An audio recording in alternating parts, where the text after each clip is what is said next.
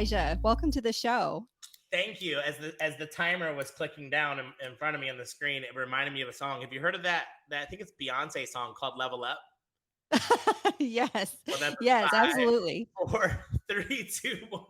Yeah, yeah, for sure. And I'm leave good. it to the DJ to already be thinking of the song that goes with our experience here. Yes, yeah, I am the dental DJ. That's for sure. I know, I've been watching actually. You're out at the dental school in Arizona and then out at Heartland and then out in Florida. I can't keep track. Oh my gosh, I literally I'm on a high from the Heartland conference. So I was on in Cancun.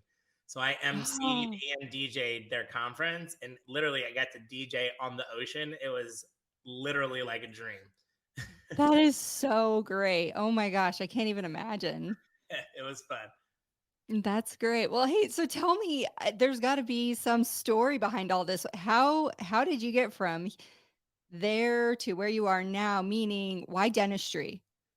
Yes. Well, that's a pretty easy question. My aunt is a dental hygienist. My Okay. uncle is a dentist. My mom is a dental office manager, and now my sister's about to graduate as a hygienist. And so, this was natural for me to go Hmm. into dentistry. I also knew that I did not want to work and do like heavy lifting labor and sweat outside. I can't imagine why. Yeah, I know, right? I mean, I'm sweating. Yeah. I got to be outside. But, anyways, it was something that was just natural. I knew I wasn't going to be practicing clinically for a really long time. But I knew that it made sense to go to hygiene school. I graduated from Ohio State University. I actually went to school for 6 years, graduated early from high school at 15, and went right into college. And it was an awesome experience. But I knew I didn't want to stay practicing clinically. What I didn't know is that I wanted to be an entrepreneur. And so I did my years in the operatory, and then I got out and started creating businesses. And so I graduated in 2009. It's so crazy. And I remember listening to people that said, I can't believe I'm X amount of years old or graduated. Now I feel like that's me. So it was 13 years ago that I graduated. And I've now created over 20 businesses. Not all of them worked, but I've created now over 20 businesses, sold some successfully. And now I'm mentoring a lot of people. I got plenty of free time helping as many people as I possibly can to give them shortcuts. And yeah, I'm just living my best life right now, I guess. That's great. So you're hitting on something really important. Okay, so I hear you say you were around dentistry your whole life. You like dentistry. So you wanted to do it for a little while, but you already knew that you weren't going to be practicing forever Yep. in the office, right? And you had this aspiration to build businesses. Two questions for you. First of all, was it like what you thought it would be, even though you're around something growing up and you're exposed to people who are in the industry? Was being in a dental practice the same as what you thought it would be? No, Okay, talk about that. no, because I mean, looking outside in, you go into go into the office, you visit with friends and family, you see them working on patients, you don't really know what they're doing. For me, practicing as a hygienist, I like need something that's just going to be giving me energy all the time. That's new. I need constant interaction with people, every day is not just enough. I need more than that. And so doing the same thing over and over and over and over and over and over, it was not for me. And I had no idea. But didn't mean that I didn't love the industry. I love the industry. I love the people in it. And I love the fact that we were taking care of people. I just knew that I had a bigger calling that was outside the clinical operatory to support the people in the operatory, but I needed to be out. Yeah, and I asked that because it probably really shaped the types of businesses that you went after, once you have that firsthand experience, right? And so then the other thing that you said was that some of your businesses did really, really well, and then you also had some learning experiences. Yes. Was that like you expected? Did you go into entrepreneurship expecting that some of it wouldn't work out, or did you kind of think that that was more of a you know as you're going learning experience for you? Yeah. So I already knew that not everything was going to work out. Well, And so, that's healthy. yeah, so I went in with a mindset of I'm going to give it my all. And if I fail on, two or three things and I've tried five, then I'm going to end up better than when I started. And so Hmm. I was never afraid to fail. That's fantastic. And a lot of times people get their growth stunted and paralysis by analysis because they just don't want to fail. And Right. I didn't care. Like I was going to give it my all. I had seen Yeah. something in a niche space. I went after it. And, I know when to throw the towel in, but it's not until the end. And so, I've been able to pivot well through the pandemic, even with Mhm. that. Yeah. And also just learn a lot of experiences while creating all these businesses on the way. So Yeah, and we could do an entire podcast on failure, but talk a little bit more about that because when you say, "Well, I didn't let it get to me, I just kept on going." I think one of the things that happens a lot is we internalize the failure and connect it to our ability to see something through or our strengths or our weaknesses. It's really not connected. It's usually just more opportunity to learn and grow. So what are your thoughts on that? absolutely. Well, I think at the end you said it well, your opportunity to learn and grow. So you never really truly have a failure unless you didn't learn from it. And so some of my biggest failures were actually the biggest wins for me because they helped project me to the next level. And it also helped me to help a ton of other people to mentor them into the next level. Like, okay, here's what happened to me, and here's what you don't have to go to, kind of thing. And so it was really, really good for me to go through those failures. And the way I didn't let it get to me is because I knew I gave it my all. Right? Some people dabble, they half do this or half do that, and they put their toe in the water. I'm Mhm. diving in, right? And if I don't make it to where I need to make it, I don't get Mhm. down on myself because I actually gave it my all. And oftentimes people get super upset, but at the end of the day, did you give it your all or no? Mhm. And I've got this really good at following through on my promises and not being not procrastinating. I've got a good accountability Ooh. system. Yeah, I love the word procrastination so much, even though I don't do it.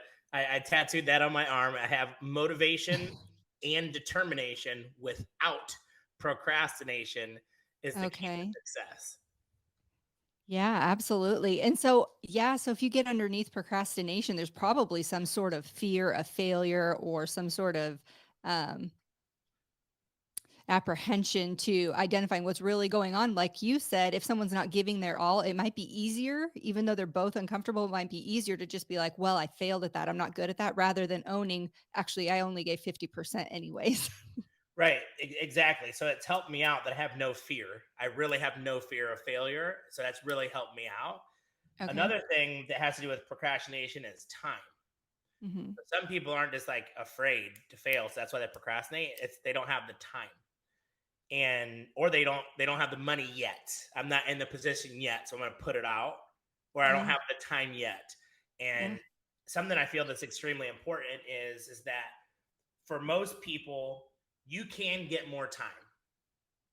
Right? You go to sleep later, you get up earlier, get your coffee in. You can get Hmm. more time, and you often have more time, especially when you're doing businesses. But you have more time than you have money. A lot of people, not everybody, Hmm. right? Hmm. And so my thing is I'm going to use my time until I get enough money to buy my time back. Fantastic. And I've lived like this, and it's made it to the point to where I have bought my time back. Now Mhm. my schedule is blocked. I have limits on when I can do things. I set my own life schedule, right? I work Mhm. 4 days a week, and I work, from 8 o'clock until 5 o'clock. And I've blocked my gym schedule in the middle of my day, or I wake up Mhm. early. And Yeah. so I planned my ideal life because I bought my time back. But at first, I had to put way more time in because I didn't have the money. I got the money, Mhm. I got my time back. And it sounds like a really idealistic way of doing things, but it's actually so reachable for everybody who's willing to put in the planning. It sounds like there's a significant amount of planning that went into this because fearless or not, if you don't have a good plan, um, what you're after is just not going to show up on your doorstep. Right, absolutely. So I use something called Asana. It's a Mhm. project management planning platform, and I Mhm. run level 10 meetings for all of my businesses. It's an extremely structured project management system that allows you to have a very structured way of growing projects in your businesses. And it has worked so good for me. And I need to take a step back and say, I understand that I said that most people have enough time, right? Some people hardly, they run on fumes. Now, Mhm. most of those people that I know happen to be single mothers going back to college on top of their full-time job. Yeah. There's one exception to the rule, and I caught myself saying that out loud, essentially to you got enough time. They're maxed, but guess what? At some point, that college is going to be done, right?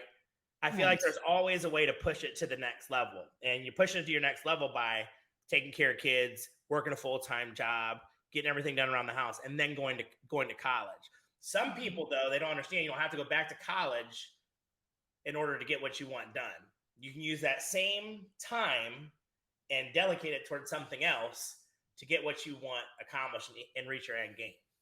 It does really need to be a personal decision, exclusive of what your mother, your father, your husband, your best friend, any of that Right. thinks you should be doing. Right. So first off, you're talking to somebody with ADD that chases squirrels. So focusing Uh-huh. is learning for it to be in my Which is vocabulary. why this is a fun conversation. Yeah. Yes. But I have learned to focus over the years and trim the fat. Like you can put your energy on so many things, but I always start with like what gets me the most excited. Mhm, How can mhm. I not work?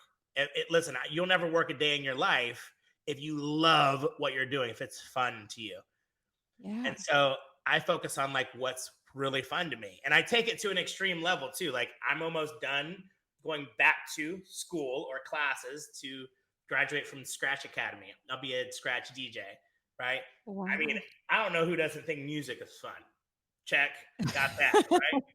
I'm going and I'm pumping up big crowds all over the country, all over the world, really, as an MC. Mhm. Check, that's super fun. I went out and bought a tour bus, a 40-foot tour bus to tour the country, one dental conference at a time, and then get off and go and DJ. I'm putting events together, and these events are ridiculously fun. We're not, bored sitting around, waiting for class to be over, Candy Crushing. Like we're Yeah. actually we're actually having the time of our life at my events. And Mhm, so I focus first on am I having fun, and I focus second on impact, right? mhm. Because at the end of the day, I have to enjoy what I'm doing. You have to be happy first. In the plane, they tell you put your mask on, right? Then take care of Yeah. your kid. I feel like I am better in my best state of mind, essentially, and Yeah.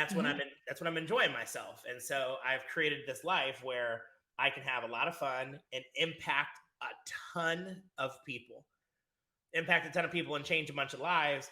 And last is the financial piece. The financial piece will come, right?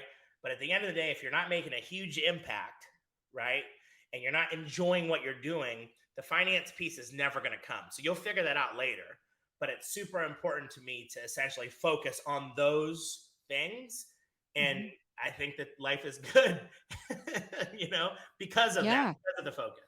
Yeah, absolutely, and even if it did come, let's say you have all the financial freedom that you want, that does not always equate the happiness and the joy and the peace in your life, and I'm speaking from experience. I can think of a time where anybody looking in would have been like, "Hey, you should be great." In fact, somebody told me, "Oh my gosh, you're living the life of your dreams." And I remember thinking, "What is she thinking? This does not feel like the life of my dreams." But I think, when you talked about failure and how you're not afraid of anything and it's all about your framing, I think we have the same misconception when it comes to work. For some reason, there's this negative connotation that work should be hard or work should be gruesome or work should be painful.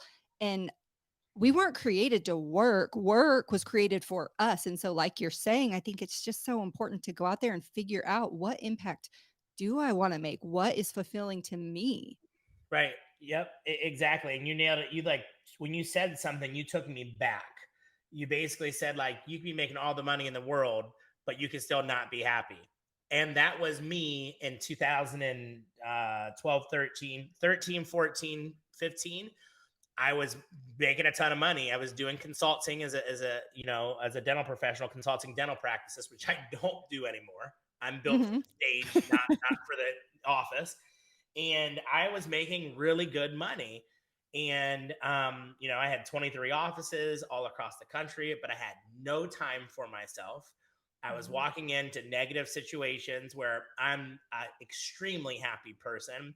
Mhm. Negativity pops my bubble, Mhm. and I felt like I was a counselor. I did not sign up to be a counselor. It doesn't matter how much money you're making, but if you sign up for something that you're not enjoying, then I don't care how much money you make. I know so many people that are extremely successful and miserable. They're Yes. successful financially and what they have materials, but inside they go home and they cry and they're not happy. And that exists because they're not doing things that excite them. They're not making the big enough impact. There's something that's deeper. And that's just it. What I found in my life and when I'm coaching others is that if there's not that self-alignment, and if you're not really clear on what you're doing and why you're doing it, and if it's not matching up with your true internal priorities, you're going to have to do a whole lot of work to ignore that you're not doing what you really want to be doing. And then it becomes, the traditional definition of work, and it's hard, and you're just going day to day kind of through the motions, but you're not really living. You've become complacent. And I really think that's a dangerous place for us to get to, is just this accepting that this is just life. It doesn't have to be that way. But I know you put on these really big events, and they're, like I said, I hear all about them. You can't even get on social media without seeing every amazing thing that you're doing out there. But I know for you, there's a really deep purpose. It's about, like you said at the beginning, connecting and connecting others to connect. Yep. So the purpose is community. It's community relationships and authenticity. I noticed that in our industry there was a lot of it needed to be humanized. I felt Mhm. that people take the word professional way too far, Mhm. and I wanted to go in and fix it. And so I basically created an environment where people could come and they can be themselves. They can be themselves, and we take you as you are. What does that mean? That means you can laugh loud. That means you can go on the dance floor and you can dance and nobody's going to be judging you, right? Mhm. You can have tattoos. Yeah. Like, you can listen to whatever music that you want and it's okay. You can dress differently. People are accepting you for who you are. So I sought out to go create a environment that essentially bred authenticity, and it Mhm. worked. And it worked. And another thing, listen, how many times you go to a conference, you might see a couple people at the bar. Often, a couple people, not everybody, but a couple people. Now, Mhm. I can guarantee you that a majority of people are actually on a regular basis or every once in a while having fun with their friends. Why?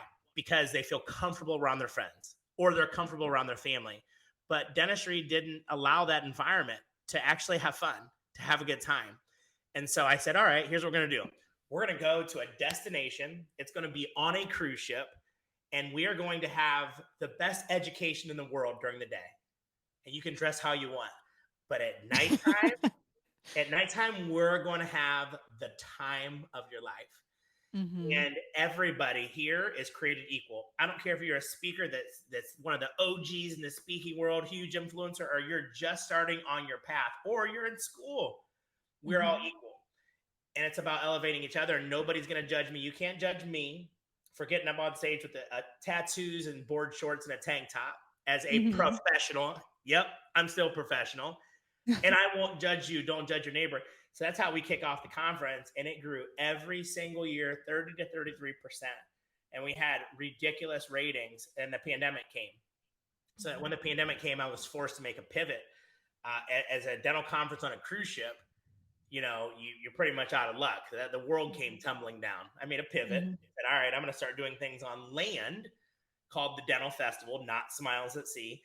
And we're going to bring multiple dental conferences together with the same concept, with authenticity, no judging, and a ridiculous amount of fun. And we're going to have it in one venue. So we have now 18 different dental conferences all at one venue in Nashville. Coming up is the next one. Yeah. And essentially everybody has their own conference that they go to. They get one ticket and they can go to any conference. And then the really cool thing is at nighttime, everybody comes together and has the time of their life.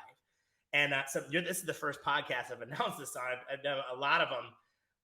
Smiles at Sea is coming back though. It'll be 3 years since our Wow. cruise, our last Wow. cruise. And we are coming back November 4th through the 7th. And I couldn't be more excited.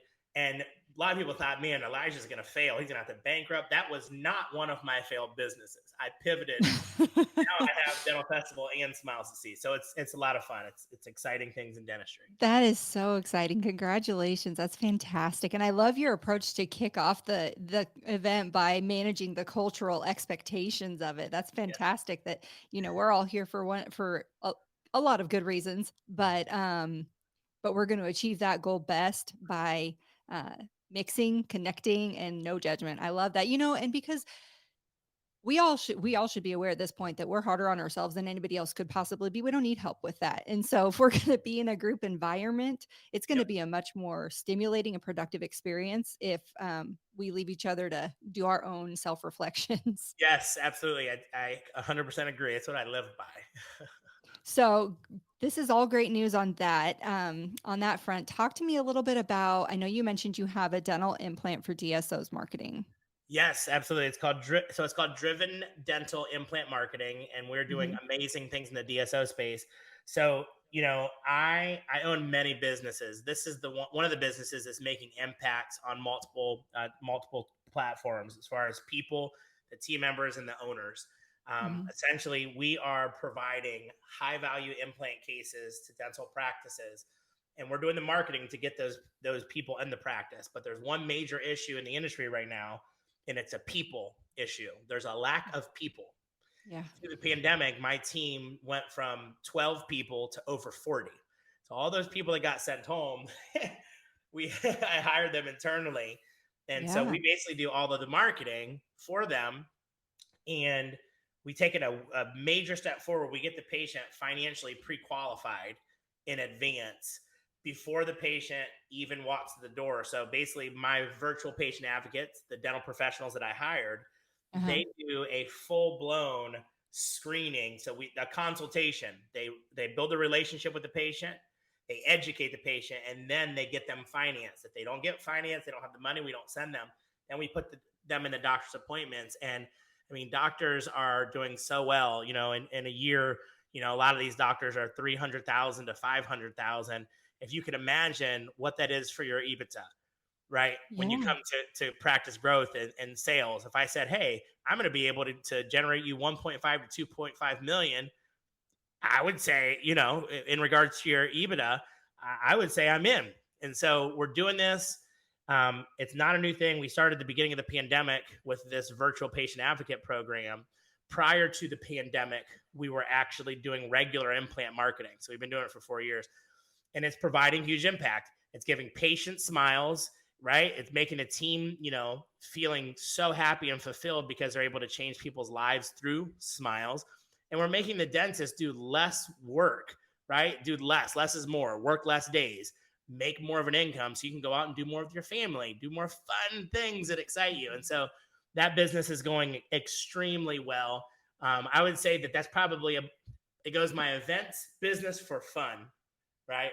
And community, and that driven dental marketing is heavy on the impact. Yeah, well, one thing that I think that shouldn't be overlooked here is that while there may be other dental implant marketers out there, what you have in place is tried and true, is very proven. And the social proof is everywhere that culture is very important to you. Connecting is very important to you. Yes, People are very important to you. So when you tell me, hey, I do this thing, and on top of that, I manage the relationship on the forefront so that it's a warm handoff and it's a great experience going into it for the patient, that's valuable to me. absolutely, absolutely. It's been great. It's all about relationships. That business is built around relationships, just like the rest of my business, right? You can form the relationship with the patient. You can form the relationship with the office. You put the two together. It's connecting people, and that's what we do.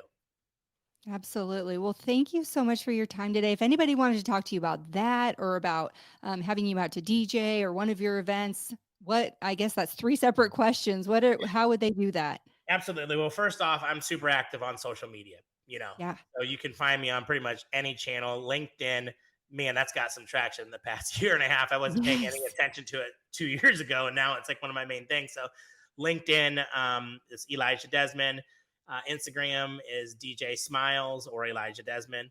Mhm. And then there's always my website. So Dental Festival, thedentalfestival.com, Driven Dental Marketing. It's drivendentalmarketing.com, and smiles at sea is smilesatSea.com. And I have probably 10 more, but that's not for this talk. We'll do another one on Yeah, those. yeah, we'll do another one. I wrote a book, made bestsellers, called Serial Entrepreneur from Startup to Success. And I Mhm. fight with myself saying, like, all right, I'm done being a serial entrepreneur. I just don't want to do it anymore. I just opened up another LLC yesterday. I can't. Oh, congratulations. I wanted the next book to be called How Not to Be a Serial Entrepreneur. Haven't had any luck with it yet. Yeah, yeah, yeah, or, Serial Entrepreneurs Anonymous or something. You just need a Right. group. Yeah. Yes, it's an issue, but it's a blessing as well. So being able to Mhm. recreate and help a lot of people. Very good. Well, thank you so much. I always love talking to you, and, this was a lot of fun. Yes, thank you so much for having me. Take care. You're welcome. To all of our listeners, keep doing great things out there, and we'll see you next time.